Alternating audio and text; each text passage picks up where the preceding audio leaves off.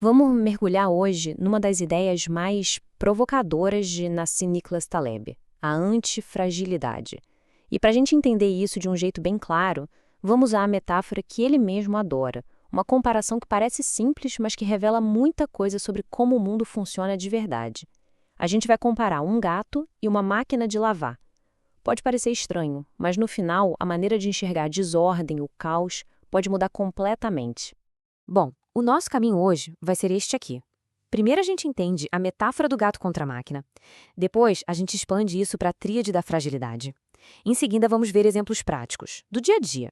Aí, a gente analisa o perigo de querer ajudar demais e, por fim, como é que se aplica tudo isso na prática. Ok, vamos lá. Imagina-se os dois sistemas. De um lado, um gato. Do outro, uma máquina de lavar. Os dois estão aí no mundo, sujeitos a pancadas, a eventos inesperados, ao caos. A pergunta que não quer calar é: como cada um deles reage a isso? A resposta, gente, é a chave para entender quase tudo sobre sistemas complexos.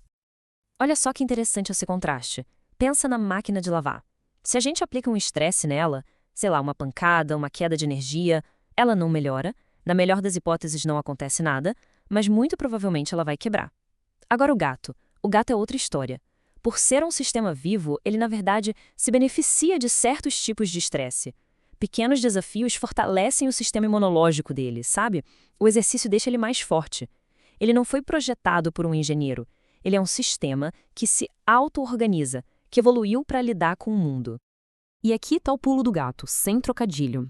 Muitos sistemas que a gente acha que são mecânicos, na verdade, se parecem muito mais com gato.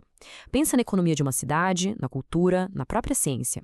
Eles não são mecanismos que a gente pode simplesmente desmontar e consertar. São mais como organismos vivos, complexos, que se adaptam e, olha que louco, podem até se fortalecer com a desordem. Então, partindo dessa diferença fundamental entre o que é vivo e o que é mecânico, Taleb cria o que ele chama de a tríade.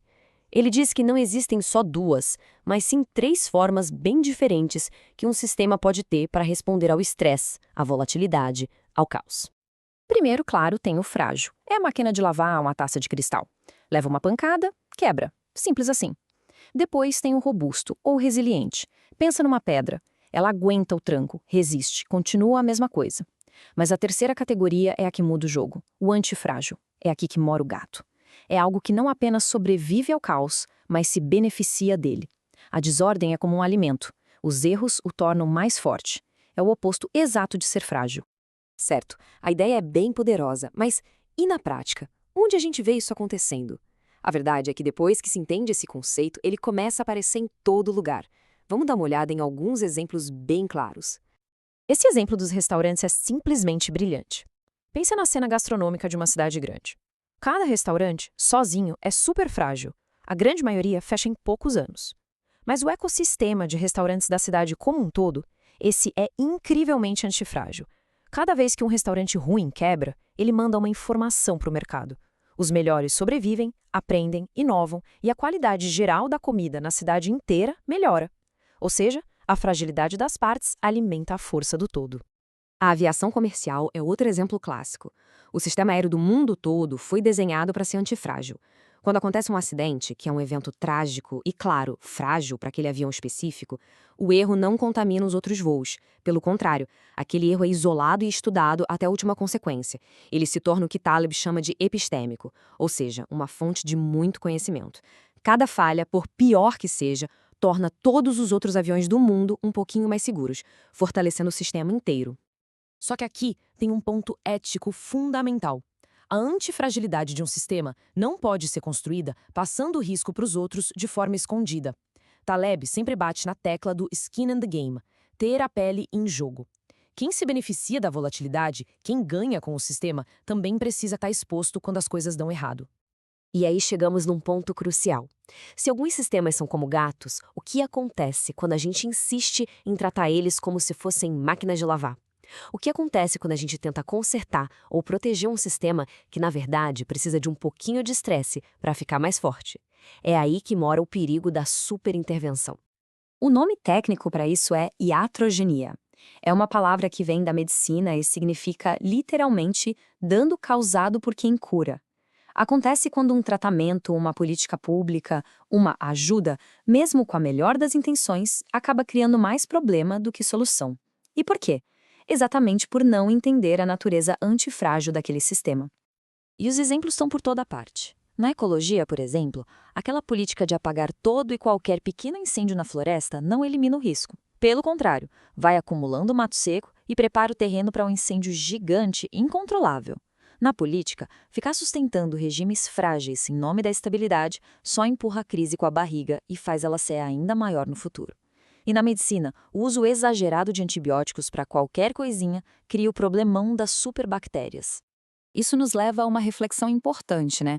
Em quantas áreas, da gestão de empresas à educação dos nossos filhos, essa ânsia de proteger de tudo, de controlar, de otimizar, não acaba, no fim das contas, criando fragilidades que a gente nem vê? Onde é que a nossa tentativa de consertar é justamente o que está quebrando o sistema? Bom, então como é que a gente usa essa ideia na prática? Como se adota essa mentalidade para navegar no mundo que é, por natureza, incerto? A proposta é exatamente essa. Tentar ser, nos nossos projetos, nas nossas carreiras, na vida, um pouco mais como o gato e um pouco menos como a máquina de lavar. Adotar essa mentalidade significa, por exemplo, olhar para pequenos erros não como um fracasso, mas como uma informação valiosa. Significa fugir da otimização exagerada, porque eficiência máxima geralmente acaba com as gordurinhas que nos protegem de choques inesperados. É saber a hora de dar um passo atrás e deixar um sistema se curar sozinho. E, talvez o mais importante, é focar a energia em se proteger dos riscos que podem nos destruir de verdade, ao mesmo tempo em que a gente se expõe a pequenos estresses que nos tornam mais fortes. E para a gente fechar, fica essa pergunta para reflexão. Pensa na sua carreira, na sua saúde, nos seus relacionamentos. Onde é que você está tentando eliminar toda a variação, todo o estresse, todo o desconforto, tratando algo que é vivo e complexo como se fosse uma máquina previsível e frágil? O que na sua vida é, na verdade, um gato, só esperando um pouquinho de caos para ficar ainda mais forte?